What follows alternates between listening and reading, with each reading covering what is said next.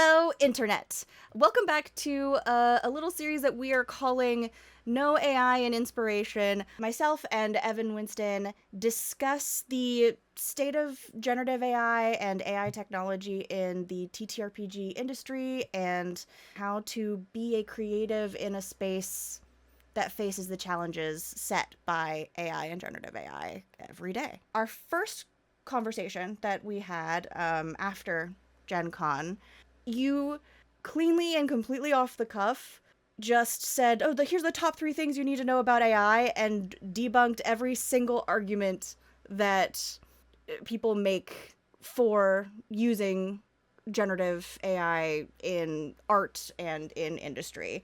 And so I thought it would be a good time, potentially a terrifying time. You never know in these conversations. Tell me about it.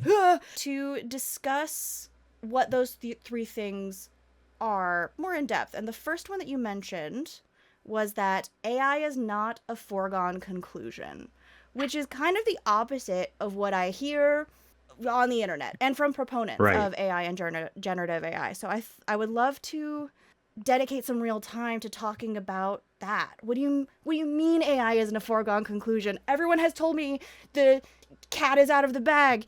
The toothpaste is out of the tube. Yeah. Bell has been rung. I don't know what other Genie's out of the bottle. Genie's out of the bottle.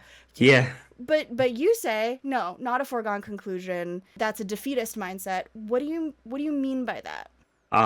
This is a tough one to start with. Sorry. Yeah, To be no, it's fair, all right. you started with it. Yeah, it's my idea. So what do I mean by that? They do tend to love these trite little aphorisms, don't they? Toothpaste out of the tube and all that. Those are marketing narratives, first and foremost. So you said, what's up with that mindset? And it's true. There's a lot of people out there who believe that, there's no rolling back technology. There's no rolling back the clock. But that all comes from a very intentional marketing driven narrative that is intended to drive adoption. These messages, this messaging is coming from the companies that are building and supporting and selling these AI products. And their goal is subscribers. Their goal is to reach as many people as quickly as possible and blitz scale to a point where they're too big to sue or too ubiquitous to sue or too ubiquitous to regulate. Pick your choice of bad regulatory entrepreneurship pages, whatever. They're trying to reach a scale and a dependency quickly enough that they cannot be dismantled or roadblocked in any meaningful way. So that's the aim and the goal of these little sayings that tend to bandy their way about the internet. But it also comes from a place of hindsight. And this is people looking back at the advent of the calculator, of photography, of cars over horse-drawn carriages, and they seem to look back and see them as these steamrolling forces of unstoppable technological progress and social change.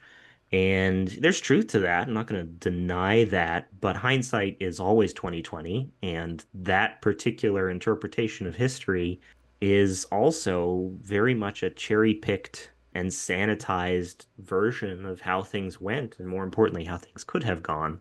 So that's where that's coming from. As for what I mean when I say it's not a foregone conclusion, I mean exactly that. It's not. When people say the toothpaste isn't going back in the tube, we're not talking about toothpaste. That's that, Fair. that this is a technology, this is a situation that completely defies analogies. And so every time people say that, it's just what are you talking about? What are you talking about? Of course we can. We have rolled back technologies. We have even exercised things like algorithmic disgorgement, which is an actual tool in Mm-hmm. the US FTC's toolkit that they used in the case of the Cambridge Analytica case. And so things like that, that's not going to completely reset generative AI, but that's also not really my what I'm advocating for. I'm not saying that we need to roll back the clock on the technology because it's not just about the technology, is it?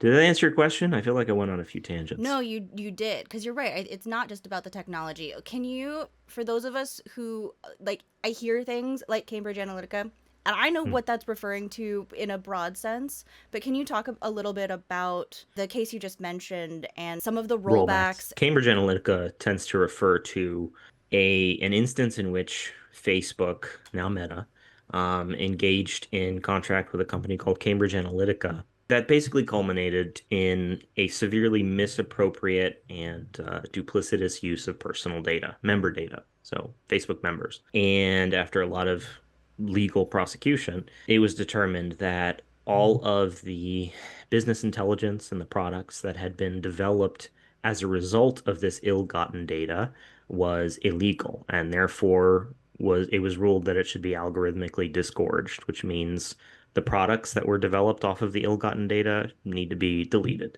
The ill-gotten data needs to be deleted. So if someone says in a perfect world we'd have algorithmic disgorgement of generative AI as it exists today, what that means is we take all the existing models, which are built on fundamentally ill-gotten data, and delete them. That's a very idealistic outcome. That's probably not going to happen for a lot of reasons, but one can hope. But even me, that's not necessarily what I'm asking for. And even if that were to happen, the fact of the matter is we now know so much more about how these models are built, how these models Mm-hmm. can be built.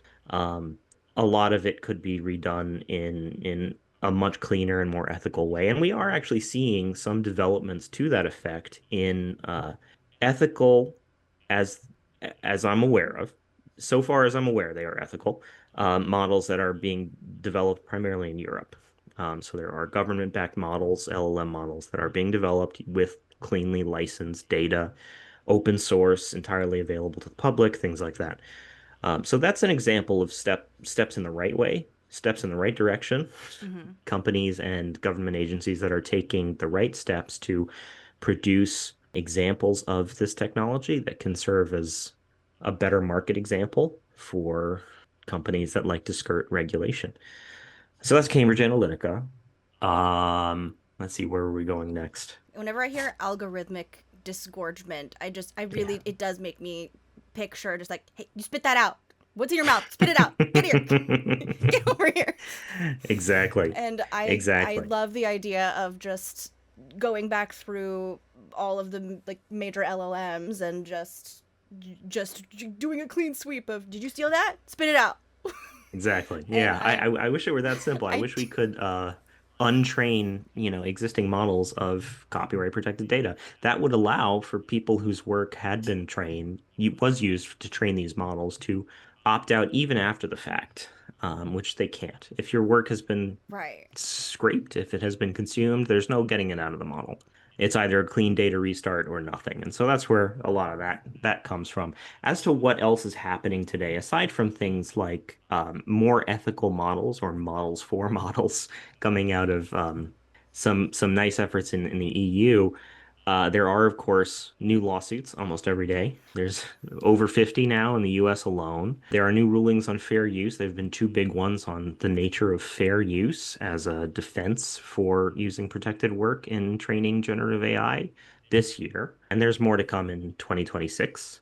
More of the cases will be ruled upon. And ideally, we'll see some regulations coming, both state level regulations, although the federal government in the US tried to hamstring that with a 10-year ban on AI regulation that wasn't at all politically motivated, hopefully from the federal government as well. Unfortunately, it's just so tied up in a lot of geopolitical realities and hype mongering and fear mongering and these narratives of inevitability that it's really difficult to say what will happen, Mm-hmm. but more people are fighting the good fight.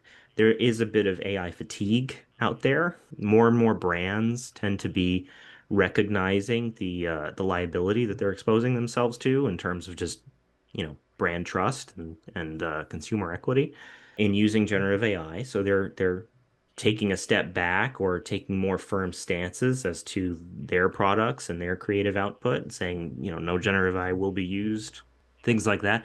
There are good things happening. It's just it can still feel overwhelming, and you spend any time on X or Facebook or LinkedIn, and you're just awash with Yeah. generative AI as the second coming. It feels like a foregone conclusion sometimes to people like me who, like, as I use Google first as a search engine, or I use Gmail, or I use almost any tool that I need for Yeah, life and or work, and I'm getting these AI tools yeah, pushed on me.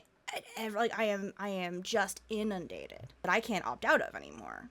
And but you say that it seems there might be a trend to start stepping away from that. Do you think some of even the larger companies like Google might, or like Adobe, right? Like might give it a rest, or do you think that that's going to get a lot worse before it gets better?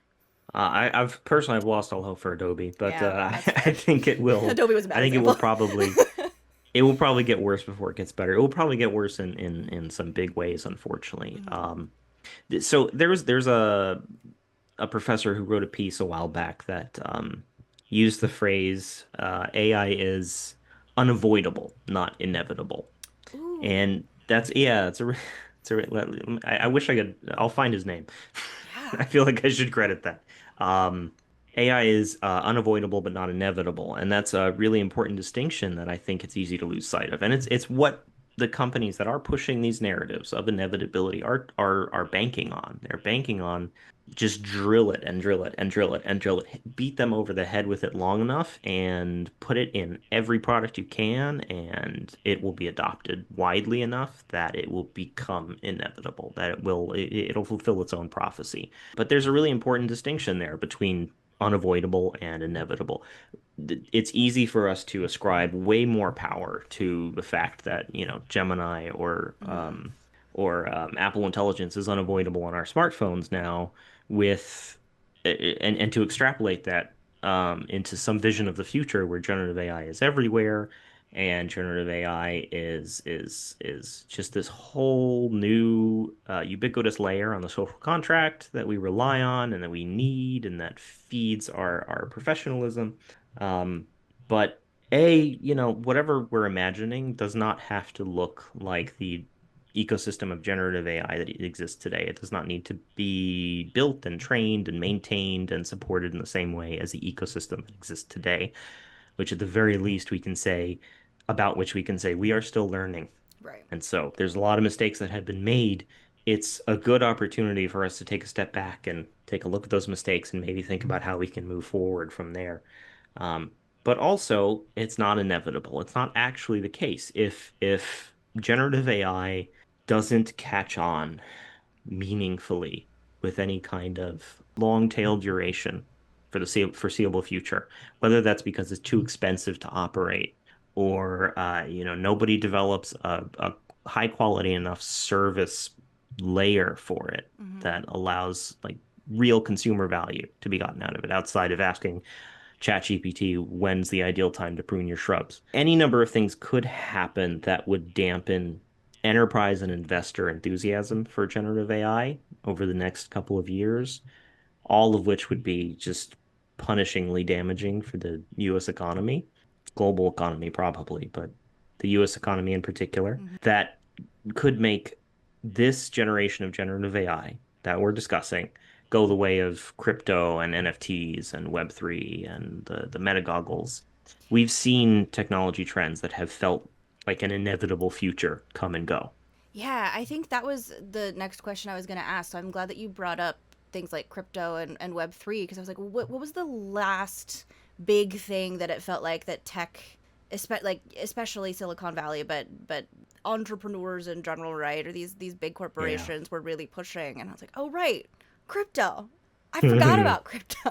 I was always disinterested in it, and I know that it still exists, and people still participate. Every so often, Hmm. someone will say something about their like Bitcoin portfolio. Is that even the right terminology? But it's not shoved down my throat, and that is such a comforting for me personally parallel to make of like, oh right, oh it didn't catch on.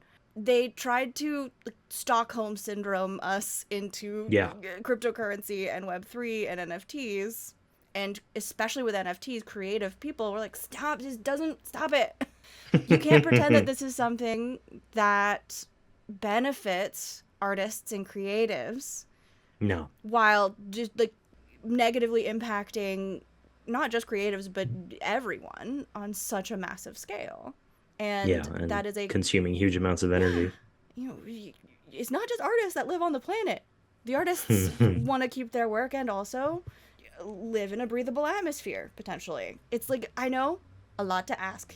Artists, so needy creatures. They But want to get paid for their work. They want to do what they love and earn money for it. imagine I just know, right? The gall, the arrogance of it. the entitlement of wanting Yeah. to be paid and credited for your work and also breathe oxygen and drink clean water. But it's another bullet point on Mm-hmm. the list of why this stuff is not inevitable. Looking at back at the past 5 years, the advent of generative AI, I've said it before and I'll say it again, it could have been done ethically. It Right. could have been done using licensed data. It could have been done using data markets with clear data provenance. It could have been done while preserving that academic research wall between Right. fair use and commercialized product, but it wasn't. But that doesn't need to be the precedent for all of eternity. We don't need to take that, whether or not it is shut down from a legal standpoint or an algorithmic disgorgement standpoint or anything like that, whether any real accountability comes from it beyond the cultural consciousness and awareness of this wasn't really done great. It doesn't need to be the precedent for the future. It doesn't need to be the roadmap for how we move forward. It doesn't have to be the baseline against which we measure any future generative model that is developed from this point forward. So that aspect alone challenges the whole inevitability narrative, saying that every piece of artwork that is produced from here on out is just going to be fodder for the churn is irresponsible. Mm-hmm. It writes off all of the pushback and resistance that does happen today as pointless because it's already here.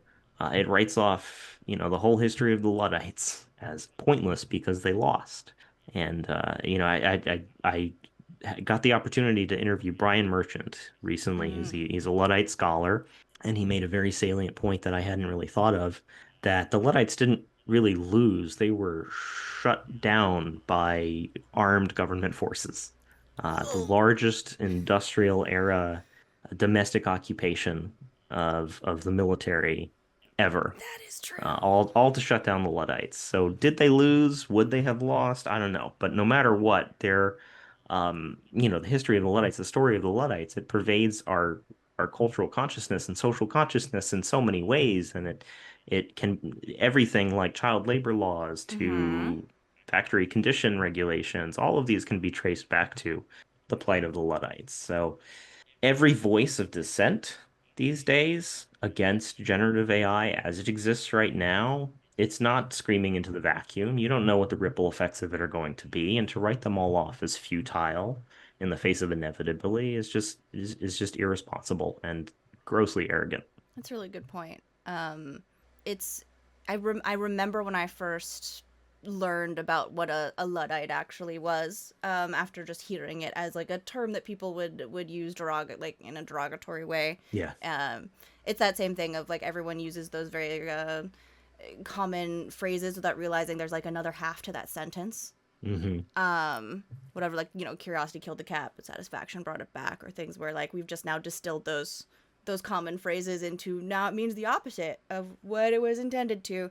And I think about that a lot when it comes to the Luddites and when people are challenged when or called Luddites Mm. when they're arguing against generative AI as it stands right now. And I think that's a really interesting and again compelling way to think of it, being encouraged to speak knowing it's not actually speaking into the void. No one can see into the future and know what that impact is. Right now and in the last, 5 to 10 years, especially this rise of like anti-intellectualism and the Hmm. fear and distrust of American culture, and I would argue a lot of Western culture, but English speaking Western culture at least, that suspicion of the educated and the comparison of education to elitism. That feels like an aspect of the conversation that doesn't get talked about often, as far as a lot of people, when I speak against generative AI, they speak to the great equalizer that AI, Hmm. and we that's the other that's one of the other points that you made, that AI doesn't democratize anything, right? But that Yeah. idea that, oh, these elite creatives, these elite like coastal elites, Gatekeepers. um, these intellectuals are trying to keep this thing from us, and AI keeps them from doing that. I as like just a human being, as somebody who is an insufferable nerd, I am stumped by the anti-intellectualism attitudes.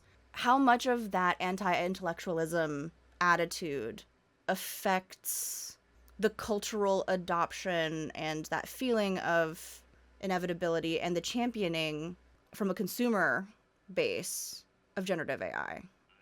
From my perspective, I'd say hugely, Yeah. and there's a lot to that. There's a lot of things to break down there. I will not get into the whole great democratizer aspect since we're going to save that for its own time box to talk. But just in terms of like the pliability of the market or the pliability of Mm-hmm. consumers to be receptive to this message, we've been heading towards this kind of inflection point for a while, driven by extreme polarization that's driven by social media abuses and tech dependency Mm-hmm. and misinformation and it's a whole new world as far as how information gets spread, but a lot of it definitely comes from the fact that a lot of people uncritically believe everything that they read. And that's an oversimplistic way of putting it, but we've all had to explain to our parent or grandparent or aunt or uncle at some point that this thing that they saw on Facebook is not real. At some point in time, we've probably been there. But they're like, but it's on the internet. It must be written. No, it's not. It's not how that works. And it doesn't have to be an AI generated image. It could just be like an exploitative Just could be Facebook a lie. Yeah. marketplace post or just a straight up lie or It just a just could straight up just be a lie. lie. Here's a spill that makes all your hair grow back. Ah, you're 92, Grandpa. I don't think it's gonna take. I don't think you should take that risk. We've all been there, and there's this dependency that has been cultivated by tech giants and social media companies that has been facilitated by a lack of appropriate regulation in this space. There's been some, but not nearly enough, especially where kids are concerned, because these companies they act in a lot of ways like publishers and true news media outlets, they have regulations that they are subject to in order to guard against things like aggressive misinformation or you know abuse of the public trust. But those regulations don't extend to something like Facebook or even like Apple News. um, and that's because the companies that make them and support them, we're not publishers. Right. We're tech. We're tech. It's like when Uber came Different into rules. the cities and they're like, we're not taxis, we're tech, we're software. We don't need taxi regulations. We're not subject to that. Or Airbnb. We're not a hotel. Oh. Exactly. And there's so many things there that there's so many things. There's a lot of things to talk about, but a lot of it is both the result and symptom of a system that has allowed for innovation without the kind of socially conscious criticism that I think we need. It's the Mm-hmm. whole move fast and break things ethos of Silicon Valley. Right. It has permeated everything, and with reason. A lot of times companies come in and they disrupt markets, and that helps them grow really fast. It helps them drive adoption really fast. But it's not always a victimless crime. It's not always something that these companies spend enough time thinking about the implications of. And so one of in many in a lot of these ripple effects have culminated in this culture of misinformation or dismissal of information that doesn't agree with your perspective already. So the echo chamber of the Mm-hmm. internet, the echo chamber of social media, and all of these things sort of lend themselves to an air of polarization and, you know, disregard for intellectualism that would take a more critical view of even viewpoints they agree with. The whole point of intellectualism is to be critical, to ask questions, to say, where does this perspective come from? And why does this perspective exist? And how true is this perspective? And how can we challenge this perspective to try to poke holes in it? And, we live in these echo chambers that say you are right. Everything you say is right. Your way of life is right. And anybody who disagrees with you is an enemy with a capital E. So there's a lot of forces and a lot of vectors and a lot of risks that have brought us to this point, both in terms of anti-intellectualism and this kind of consumer readiness for mass adoption of generative AI, a big cognitive offloading platform that I don't think I could even begin to scratch the surface of Yeah. right now. Do you think that that adds an extra layer of unavoidability rather than inevitability, right? As far as Yeah. I think that where I get stressed is that feeling for me now that that misinformation and that echo chamber is what feels Yeah. inevitable to me. And that might just be because I'm chronically online and I should go touch grass. But there's that seeing that boulder rolling down the hill of the rejection of literal literacy and media literacy, and the almost like the deification of your favorite celebrity, political figure, Yeah, the thought leader, demagoguery. whatever. um that also has started to feel as inevitable, unavoidable as generative AI. And now they're starting to all get linked together in, maybe it's just my own little echo chamber consciousness, but it's starting to feel like that's become a lot more widespread. And how, because I know you're a copyright activist in addition to all of the other things that you do, when you are speaking out and fighting for the creative rights of artists and individuals, fighting that good fight, what are the people who are fighting the good fight doing in the face of like that boulder rolling down the hill? Because it feels like there are so many factors that contribute to making generative AI so compelling and adoptable to the larger public. Yeah, it's really tough. I think the biggest, largest, and most important effort is always going to be consumer education. Mm-hmm. The more you know about generative AI, as it exists today, the harder it is to just uncomplicatedly say, "Nah, I'm good." Um, and there will still be people who do that, people whom I just cannot fathom. But there will still be people who do that. But more and more people will understand some of the implications of its use. Even people who just use it for fun, for their own personal use, they'll understand that it's not a victimless crime, and maybe they'll still do it. But if it gives them an extra half second's pause every time they prompt, that's a win. That's moving the needle in the right direction. That's something. As far as like real institutional efforts, Mm-hmm. there have been lobbying efforts by select organizations. There have been really nice, really great unioning efforts. The SAG-AFTRA strikes led to some not good enough concessions with regards to generative AI in the writers' room in Hollywood. There have, the Concept Art Association successfully fundraised for a year plus worth of lobbying efforts in Washington, D.C. Wow. Yeah, and they got Carlo Ortiz in front of Congress. I mean, how many concept artists have testified before Congress on issues of creators' rights? That was huge. That That was is huge. enormous. So there have been good efforts like that, and of course there are the lawsuits, and the recent Anthropic case, the biggest copyright settlement in history, $1.5 billion. That's huge, not big enough, but it was a settlement. It did not go to trial. I would have been keen to see that happen, but it would have taken years. So I'll take it where I can get it. Do you think that there's a trial coming, though, one that like is so big that it can't be settled? It has to, that we have to have our day in court. I hope so. There are enough players in play now defending their copyrights. For instance, Disney is suing Midjourney. Yeah. That's a big one. If anyone's gonna stay in the ring, it'll be Disney. But these companies do love to settle. They love to settle because legal holdups are bad for business, they're bad for PR, they're bad for a lot of reasons. Even if you have a leg to stand on and it's gonna go your way, settling it sooner is always a better outcome, all else being equal. I hate to be like, please, Disney, Yeah, help us out. right, right. But that's you.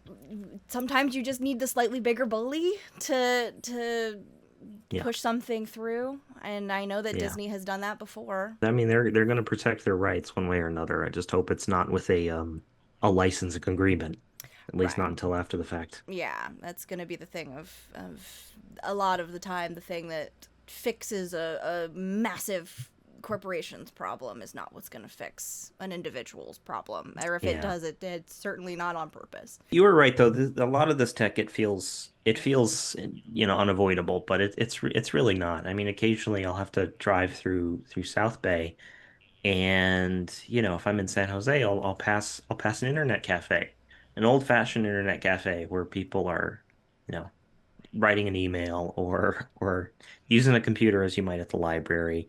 And it's like they don't go home and scroll Facebook. They don't doom scroll LinkedIn before bed. There are whole communities of people, there are whole worlds out there that are existing in ways that don't care at all for the screams and epithets that we're hurling at each other in the meta space. That's true. It is very easy to lose perspective and get wrapped up, and Yeah. it feels like that's the whole world is like this, and then you zoom out and like, oh wait, there has actually been a massive reactionary movement back to physical media. When you buy something on Amazon Prime or you buy something on iTunes, now everyone's very clear, no, you're just buying a license to it and we can take it away from you at any time, you don't actually own it, right? And That's correct. you don't think about until it's like, well, but how relevant is that? Uh-oh. And so that It's pretty relevant. suddenly, oh, it always was relevant. And Yeah. also the millennials being some of the most nostalgic generations. There's something about millennial era commodities that are just so inherently collectible. And it's that, and maybe it is just that the literal millennial, like the turn of the millennium technology and how much technology changed for that generation, and that yearning for physical media. Like magazines are coming back, and they said print Hmm. media was dead. They did. That's true. And now every influencer The I Onion is follow, back the Onion is back in physical printed in media. print. I know, and it's amazing. That's I would never, It's amazing. have predicted that. That is genuinely incredible. Yeah, that gives me such joy. Blu-rays are back. They and a lot of people say like they never left. They kind of did. They kind of Yes, they did. did. It was one thing for like the vinyls, right?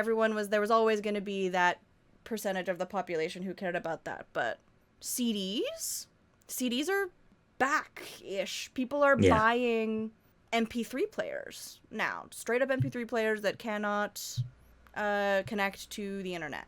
Yeah. And so the that I mean, it's slice of it, it's all culture, it's all yeah, yeah. yeah. It's all reflective of this moment of a greater a desire for greater consumer agency, or Mm-hmm.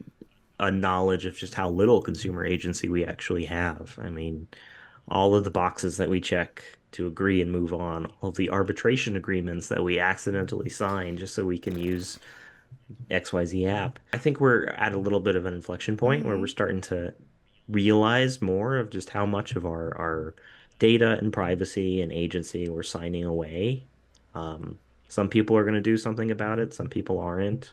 I get it both ways, but yeah, I'm hoping it's the start of a serious social reaction, because we're at this point where the nature of oligarchy is a select cadre of individuals or institutions controlling what the public sees and hears and knows, and how much of what the public consumes is consumed on social media and from big tech companies, which constitute a very, very small subset of American business and a very, very small subset of people.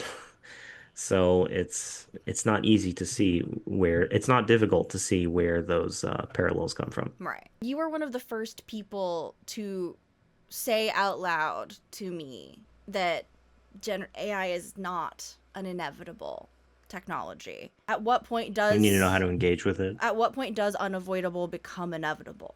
Oh, that's tough. That's like, when do we tip the scales? Yeah. I couldn't say for sure. I know that it's definitely we're not there yet because none of these companies are profitable. OpenAI is still burning billions of dollars in order to stay operational each year. And we have this whole cyclical economy where NVIDIA is investing money in OpenAI, which is buying NVIDIA chips, and they're just a lot of companies just propping themselves up and now constituting what 40% of the US economy, which is a really dangerous Ugh. dangerous ratio. It's not looking great in that way. There's a lot of reasons not to be optimistic, but there are some really good things happening, especially in education. There's a really healthy resistance to generative AI adoption. Educators are drawing important distinctions between teaching about generative AI versus teaching with generative AI. Students themselves are often the voice of resistance in a lot of cases where teachers are relying on generative AI out of the box. So there's a lot of good things happening in education. As inevitable as as unavoidable as it is, not inevitable, as unavoidable as it is, one of the best homilies or analogies. I said earlier that generative AI belies an analogies. It's difficult to analogize generative AI, Right. but one of the best analogies I've heard was the stone soup story, which is an old folk tale where some travelers show up in a village and they ask if anybody has any food to spare, and the villagers say, "Nope, we don't have anything to share." So they say, "Okay, that's fine. We'll make some stone soup." So they get a cauldron, they put in some stones, they put in some water, and they start heating it up. The villagers start coming to look and see what they're doing. They're like, this is going to be good stone soup. This would be really good if we had a carrot. Hmm. And someone's like, you know what? I think I have a carrot squirreled away. Let me go get it. And they're like, this would be even better if we had some celery. And I'll go get some celery, says another villager. And then they're like, when we made this for the king, he used a chicken, and it turned into some really royal stone soup. And so another villager goes to get a chicken from the yard. And by the end, they have a full-on soup, a delicious soup that everyone enjoys. And there's good and bad to this homily, but the point of it is the stone soup is generative AI, the technology, the algorithms, the base model. It is nothing but water until all of us, the users, the consumers, the prompters, the would-be generators have fed into this model our prompts.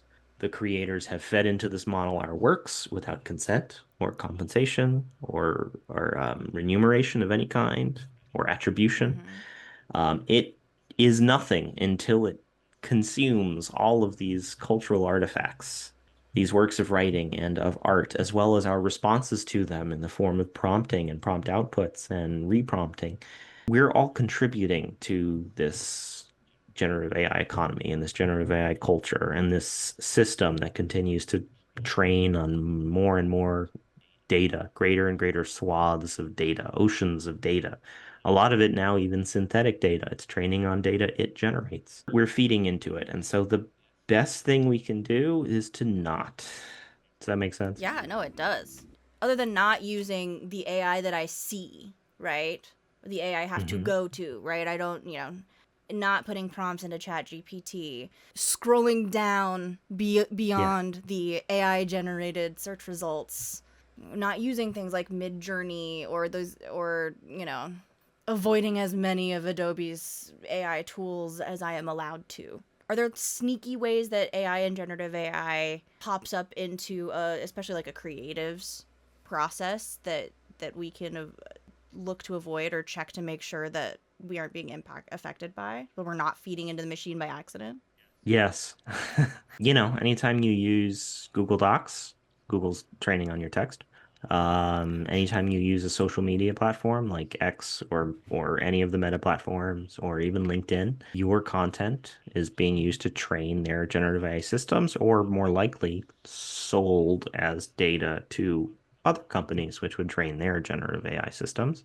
Adobe, if you're connected to Wi-Fi while using Photoshop, unless you've explicitly opted out, it's likely that your canvases are being used to train Adobe's generative AI.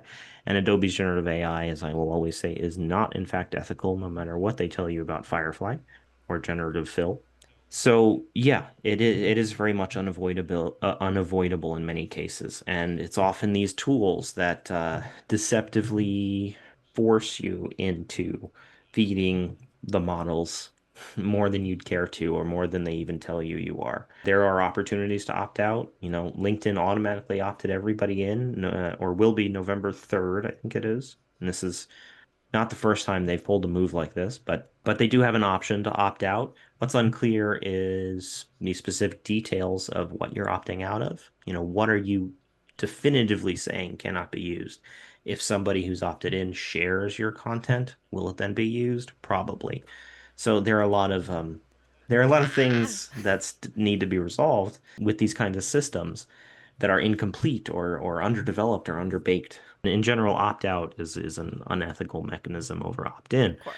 But all of that is to say that may be inevitable so long as you use Adobe, which is not inevitable. It may be inevitable so long as you use Google Sheets or Google Docs, which is not inevitable. It may be inevitable so long as you depend on LinkedIn, Facebook, Instagram, etc., which may be inevitable for a lot of people.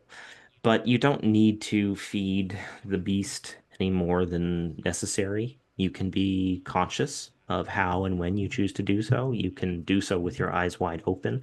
There are lots of modes of resistance and depths of resistance that you can subscribe to, depending on what your situation allows for. Some of us don't have the privilege of being able to avoid using generative AI for work's sake or what have you. And I don't envy anyone in that position. I'm not gonna criticize someone for doing what they have to do, but you don't have to do it blindly, and you don't have to do it with denial, and you don't have to do it more than necessary. I hope at the very least that the opt-in, opt-out, it comes back to education, because as soon as people realize, wait a Yeah. minute. What do you mean that's what's happening when I hit that button? Or what do you mean they've been doing Yeah. this the whole time? They're not gonna naturally do the right thing so long as it, negatively impacts their bottom line. Our best bet is to vote with our wallets and our usage statistics. And that unavoidability is a marketing tactic. Number one. Like as soon as you know that, as soon as you see it for that, like it's not unavoidable because it's so useful to everybody that we just can't survive without it. It's unavoidable because they want to force you to use They it put a as lot of much as money in it, possible. and so they need to make Yeah. that money back. Yeah, that makes a lot of sense. That it's, inevitability is just, it's just marketing. It's Stockholm Syndrome. Capitalism Stockholm Syndrome. How many other buzzwords can I put? I think that this is always a good reminder for me to just go back through all of my most commonly used tools and see where all of my opt out, just start exploring and digging through what my options are to opt out of things. But when it comes to things like Google, it's actually really hard, It because is. that's, there just aren't yet any viable options when you're using Google to really keep them from and accessing anything you create using their tools, which is a lot of people use those tools. Yeah. I mean, in order for your inbox to float your most important emails to the top, it has to read them. And it's not just reading them and adding 1 + 1 = 2. If this is greater than 2, float it to the top. It's feeding the text that it's reading into an LLM that's going to be able to interpret intent and relevance and time sensitivity and all these things that it will use to weight whether or not this email should be at the top. Yeah. And those tools are hard or impossible to turn off sometimes, depending Hmm. on what you're using. And it goes back to, okay, so then I know that this is happening to me. And then you do whatever you can with that knowledge, Yeah. but at least you are like forewarned is forearmed, or whatever else that expression is, right? I'm just gonna keep Yes. using little. We had so many little trite sayings Lim in this conversation. Limericks. But it's as difficult as sometimes it is to demonstrate your values with the way that you participate in technology, either participating in free technology just as a user or with your wallet. It's a very challenging position as an individual consumer, because you feel like, oh, this is just like recycling. Like, if I put a Coke can in a recycling, Drop in the ocean. like, so what? Like, how many private jets just flew across, like, Right. flew over my house? Like, how am I doing anything about it? But right now, we're at, I think you're right as far as this, like, inception point where every voice does, this is where it matters. We are at a little bit of a hinge point. And I think that Yeah. that's a compelling way to think about the power that we have as creators and creatives and consumers and global citizens, right? That the impact that you can have if you are thoughtful about how you exist and interact amongst all of this technology and Hmm. in this, like, economy. That makes me feel optimistic. Yeah, yeah, me as well. I mean, we have the capacity to know better now, and we have the capacity to look back at when social media first came on the scene and and see everything that went wrong, and we have the capacity to do better. It's true. It's nice to hear about precedents, historical precedents for things we've already all survived and Yeah, made it through, not necessarily unscathed. I don't think any of us are unscathed at this point. But we did make it through. And I think that in this day and age, that sure is something. I don't know how encouraging that is, but for right now, just getting through to the other side of it and having the yeah, it's opportunity to make huge. something better, I think is huge. It is unavoidable, but not inevitable. Evan, thank you so much for taking the time to dig a little bit more deeply into this topic and some of the things we started discussing in our first video. If this conversation prompted any questions or thoughts for all of you, please drop your questions, drop your thoughts below. Please don't start fights in my comments. Please. What's the over under on that? Listen, I say that because if you start a fight, Evan's gonna win it. I've seen it happen. I watched that Mm. already happen in our comments. So be polite. Behave yourselves, internet. We do generally want to hear from you. I'd love to know your thoughts on this and little ways that you are fighting the good fight. Let us know. And we will continue this conversation. There are two more talking points that Evan debunked so seamlessly in the first video. The second one is that AI is fundamentally unethical. And I am really excited to dive into that conversation because there's a lot to unpack there that's very impactful in ways where I think there are things a lot of people don't know about the depths of the consequences. Yeah, and Exploitation. exploitation, global exploitation, especially that some of this technology is responsible for. So that's a little teaser for next time. Before we go, though, Evan, will you say where people can find you on the internet? You can find me, my handle is usually irrelevant Evan, all one word.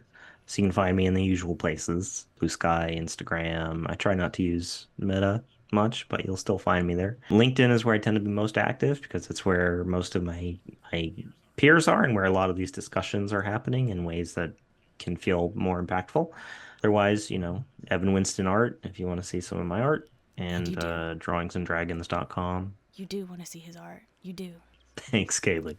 That's it. That's it for me. Perfect. And you can find Infinite Stories at Tell Infinite Stories pretty much in all the places as well. We are currently in pre-launch, so you can check out pre-launch at app.infinitestories.com.